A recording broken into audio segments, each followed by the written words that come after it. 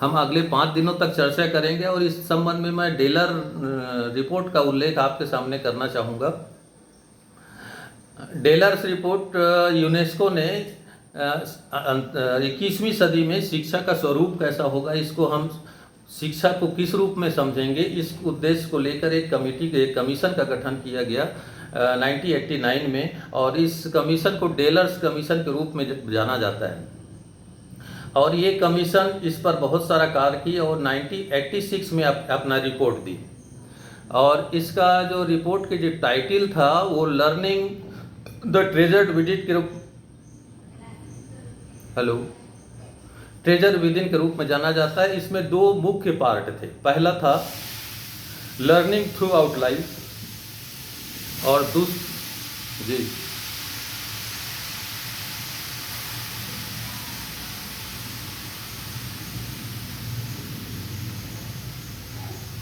आप उनको यहीं से कर दीजिए मैं सर भंजारी जी।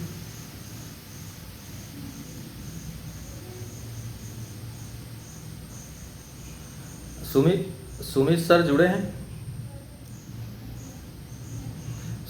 ओके सर, मैं कहीं इनकरेक्ट करेक्ट करते जाइएगा मेरे को। ओके,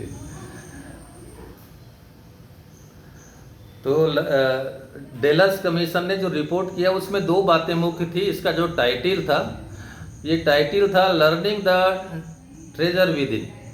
इसमें मुख्य रूप से 2 बातें थी।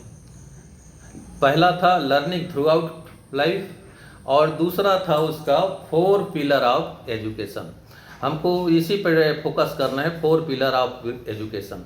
तो डेलर्स ने लर्निंग को केंद्र में रखा और इसके 4 पिलर बताए। पहला, जानने के लिए सीखना, लर्निंग टू नो।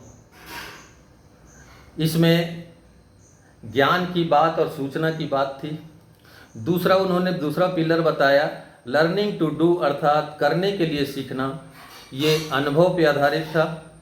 और तीसरा था लर्निंग टू लिव टुगेदर, समाज के लिए सीखना।